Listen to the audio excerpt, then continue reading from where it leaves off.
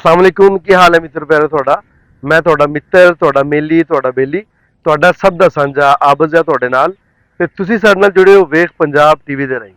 ਮਿੱਤਰੋ ਪਿਆਰਿਓ, ਅੱਜ ਅਸੀਂ ਤੁਹਾਨੂੰ ਲੈ ਕੇ ਆਏ ਹਾਂ ਬਹਾਵਲਪੁਰ ਤੇ ਬਹਾਵਲਪੁਰ ਦੇ ਵਿੱਚ ਇੱਕ ਬਹੁਤ ਸ਼ਾਨਦਾਰ ਮਹੱਲ ਹੈ। ਵੈਸੇ ਕਿਹਾ ਜਾਂਦਾ ਹੈ ਕਿ ਬਹਾਵਲਪੁਰ ਦੇ ਵਿੱਚ 4-5 ਮਹੱਲ ਨੇ ਨਵਾਬ ਦੌਰ ਦੇ, ਪਰ ਇਸ ਵੇਲੇ ਅਸੀਂ ਨੂਰ ਮਹੱਲ ਵਿੱਚ ਖੜੇ ਹਾਂ ਔਰ ਤੁਹਾਨੂੰ ਵਿਖਾਉਂਦੇ ਹਾਂ ਕਿ ਨੂਰ ਮਹੱਲ ਅੱਜ ਵੀ ਕਿੰਨੀ ਸ਼ਾਨੋ ਸ਼ੌਕਤ ਦੇ ਨਾਲ ਆਬਾਦ ਹੈ ਔਰ ਇਹਦੀ ਖੂਬਸੂਰਤੀ ਅੱਜ ਵੀ ਨਜ਼ਰ ਆ ਰਹੀ ਹੈ।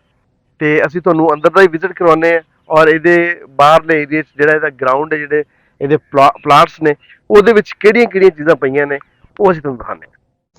अब्बासी खानदान के दौरे हुकूमत च बहुत सारे महल्लात तमीर किए गए, पर नूर महल इन्हां सारे महल्लात विचों वखरा है। नूर महल वो महल है जिहड़ा दूर दूर तो आवन वाले विजिटर्स नूं अपने वल खिंचदा है। नूर महल विच अजिही की खासियत है, इहदी इन्नी अहमियत क्यों है, अज तुहाडे नाल साझा करने हैं। नूर महल नवाब सादिक खान अब्बासी चहारम ने 1872 तो 1875 के अरसे में तमीर करवाया। नूर महल का कुल रकबा 44,600 मुरब्बा फुट है। इस महल नूं अतालवी तर्ज विच तमीर किया गया है। नूर महल के 5 गुंबद ने। इन्हां गुंबदां विचों विचकारला गुंबद सब तो वड्डा है। खास गल यह है कि इस महल विच सीमेंट ते लोहे की बजाय चावल, दाल माश, पटसन, चीकनी मिट्टी ते चूने का इस्तेमाल किया गया है। इस महल दियां खिड़कियां का साइज बहुत वड्डा है, जिदे पारों महल विच सुबह तो लैके शाम तिकर चानन रहिंदा है। इस चानन ते रोशनी की वजह तो इस महल नूं नूर महल आख्या जाता है। नूर महल विच दाखिल होने तो पहले फोर्ड कंपनी की एक वैन आवन वाले सारे विजिटर्स का ध्यान अपने वल करवाती है। इस वैन नूं हज वैन भी आख्या जाता है। नवाब साहब 1935 विच जद हज करन लई गए ते इस वैन नूं अपने नाल ही बहरी जहाज के जरिए सऊदी अरब लै गए सन। इसे लई इस वैन नूं हज वैन आख्या जाता है। नूर महल विच दाखिल हुंदे ही खूबसूरत फर्श दिल मोह लैंदा है। महल के फर्श विच इस्तेमाल की गई टाइल इटली तो मंगवाई गई सी। महल के दरवाजे, खिड़कियां ते फर्नीचर विच इस्तेमाल होने वाली सागवान लकड़ी बर्मा तो मंगवाई गई सी। नवाब साहब ने अपनी बेगम लई पियानो जर्मनी के शहर हम्बर्ग तो मंगवाया सी, जिहड़ा अज भी अपनी असल हालत विच मौजूद है। इस महल की बालकनी के सज्जे ते खब्बे पासे सीढ़ियां ने जिहड़ियां छत ते जांदियां ने। मेन लॉबी दे नाल दरबार हाल है। ये दरबार अदालत के तौर ते या फिर दूसरे मुल्कां विचों आवन वाले वफद दे नाल मुलाकात लई इस्तेमाल हुंदा सी। इस हाल विच वड्डा शीशा, तख्त दे उत्ते लगी कुर्सी जिथे नवाब साहब बैठते सन अज भी मौजूद ने ते यह जाहिर हुंदा है कि नवाब साहब बहुत शाहाना जिंदगी गुजारते सन। महल दे विच नवाब सादिक खान अव्वल तो लैके आखिरी नवाब तक सब दियां तस्वीरां दीवारां ते लगियां हुई ने।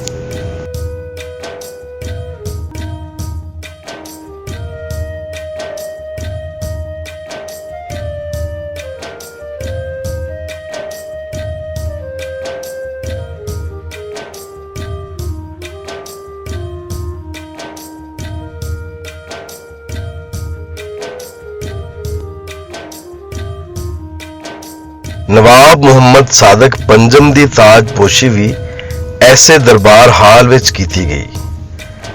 ਦਰਬਾਰ ਹਾਲ ਦੀ ਸਭ ਤੋਂ ਸੋਹਣੀ ਤੇ ਦੀਦਾਜ਼ੇਬ ਇਹਦੀ ਛੱਤ ਹੈ। ਇਹ ਛੱਤ ਬੈਰਲ ਨੁਮਾ ਹੈ, ਜਿਹਦੇ ਤੇ ਬਹੁਤ ਸੋਹਣੇ ਫੁੱਲ ਬਣਾਏ ਗਏ ਨੇ।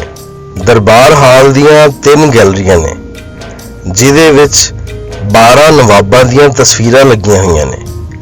ਪਹਿਲੇ 9 ਨਵਾਬਾਂ ਦੀਆਂ ਤਸਵੀਰਾਂ ਖਿਆਲੀ ਨੇ, ਜਦ ਕਿ ਆਖਰੀ 3 ਨਵਾਬਾਂ ਦੀਆਂ ਤਸਵੀਰਾਂ ਹਕੀਕੀ ਨੇ। ਦਰਬਾਰ ਹਾਲ ਦੇ ਖੱਬੇ ਪਾਸੇ 2 ਗੈਲਰੀਆਂ ਨੇ, ਜਿਹੜੀਆਂ ਬਹਾਵਲ ਗੈਲਰੀ ਤੇ ਸਾਦਕ ਗੈਲਰੀ ਦੇ ਨਾਂ ਤੋਂ ਜਾਣੀਆਂ ਜਾਂਦੀਆਂ ਨੇ। ਬਹਾਵਲ ਗੈਲਰੀ ਵਿੱਚ ਬਹਾਵਲਪੁਰ ਸ਼ਹਿਰ ਦੇ 5 ਸ਼ਾਹੀ ਦਰਵਾਜ਼ਿਆਂ ਨੂੰ ਜ਼ਾਹਰ ਕੀਤਾ ਗਿਆ ਹੈ, ਜਿਹਦੇ ਵਿੱਚ Derawari gate, Farid gate, Ahmadpuri gate, board gate ਸ਼ਾਮਲ ਨੇ। 5 ਵੱਡੇ ਸ਼ਾਹੀ ਦਰਵਾਜ਼ਿਆਂ ਨੂੰ 3 ਸੈਕਸ਼ਨਜ਼ ਵਿੱਚ ਤਕਸੀਮ ਕੀਤਾ ਗਿਆ ਹੈ। ਪਹਿਲੇ ਸੈਕਸ਼ਨ ਵਿੱਚ ਮੁਕੰਮਲ ਸਮਾਜੀ ਖਿਦਮਾਤ ਨੂੰ ਜ਼ਾਹਰ ਕੀਤਾ ਗਿਆ ਹੈ। ਦੂਸਰੇ ਸੈਕਸ਼ਨ ਵਿੱਚ ਮੁਇਸ਼ਤ ਤੇ ਸਿਆਸੀ ਸੂਰਤ-ਹਾਲ, ਜਦਕਿ ਤੀਸਰੇ ਸੈਕਸ਼ਨ ਵਿੱਚ ਤਾਲੀਮੀ ਤੇ ਅਸਕਰੀ ਸਰਗਰਮੀਆਂ ਨੂੰ ਜ਼ਾਹਰ ਕੀਤਾ ਗਿਆ ਹੈ। ਬਹਾਵਲ ਗੈਲਰੀ ਦੇ ਨਾਲ ਸਾਦਕ ਗੈਲਰੀ ਹੈ, ਜਿਹਦੇ ਵਿੱਚ ਗੁਲਾਫੇ ਕਾਬਾ ਵੀ ਮੌਜੂਦ ਹੈ। ਗੁਲਾਫੇ ਕਾਬਾ 1935 ਦਾ ਹੈ, ਜਿਹੜਾ ਨਵਾਬ ਕਮਰੁਜ਼ਮਾਂ ਅਬਾਸੀ ਨੇ ਨੂਰ ਮਹੱਲ ਲਈ ਵਕਫ ਕਰ ਦਿੱਤਾ ਸੀ।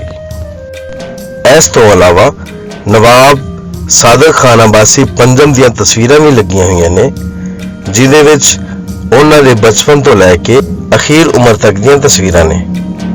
ਸਾਦਕ ਗੈਲਰੀ ਦੇ ਨਾਲ ਨਵਾਬ ਸਾਹਿਬ ਦਾ ਬੈੱਡਰੂਮ ਹੁੰਦਾ ਸੀ, ਜਿਹਦੇ ਵਿੱਚ ਸੋਫਾ ਤੇ 2 ਕੁਰਸੀਆਂ 1865 ਵਿੱਚ ਪੈਰਿਸ ਤੋਂ ਲਿਆਂਦੀਆਂ ਗਈਆਂ ਸਨ।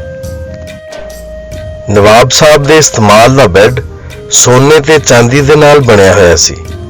ਨਵਾਬ ਸਾਹਿਬ ਦੇ ਬੈੱਡਰੂਮ ਦੇ ਨਾਲ ਇੱਕ ਕਮਰੇ ਦੇ ਵਿੱਚ ਬੈਂਕ ਦੇ ਚੈੱਕ, ਸਟੈਂਪਸ, ਕਾਗਜ਼ੀ ਦਸਤਾਵੇਜ਼ਾਤ, ਅਸਕਰੀ ਬੈਜਿਸ ਵਗੈਰਾ ਰੱਖੇ ਗਏ ਨੇ। ਇਸ ਤੋਂ ਇਲਾਵਾ ਉਸ ਵੇਲੇ ਦਾ ਪ੍ਰੈਸ ਵੀ ਇਸ ਕਮਰੇ ਵਿੱਚ ਮੌਜੂਦ ਹੈ, ਜਿਹੜਾ ਅੱਜ ਵੀ ਵਰਕਿੰਗ ਕੰਡੀਸ਼ਨ ਦੇ ਵਿੱਚ ਮੌਜੂਦ ਹੈ। ਨੂਰ ਮਹੱਲ ਵਿਜ਼ਟਰ ਦੇ ਲਈ ਬਹੁਤ ਅਹਿਮੀਅਤ ਇਸ ਲਈ ਵੀ ਰੱਖਦਾ ਹੈ ਕਿ ਇਹਦੇ ਅਹਾਤੇ ਵਿੱਚ ਰਾਤ ਨੂੰ ਲਾਈਟ ਤੇ ਸਾਊਂਡ ਸ਼ੋਅ ਹੁੰਦਾ ਹੈ, ਜਿਹਦੇ ਵਿੱਚ ਤਾਰੀਖੀ ਦੌਰ ਤੇ ਨਵਾਬ ਫੈਮਿਲੀ ਦੀਆਂ ਇਸ ਰਿਆਸਤ ਲਈ ਤੇ ਪਾਕਿਸਤਾਨ ਲਈ ਖਿਦਮਾਤ ਦਿਖਾਈਆਂ ਜਾਂਦੀਆਂ ਨੇ।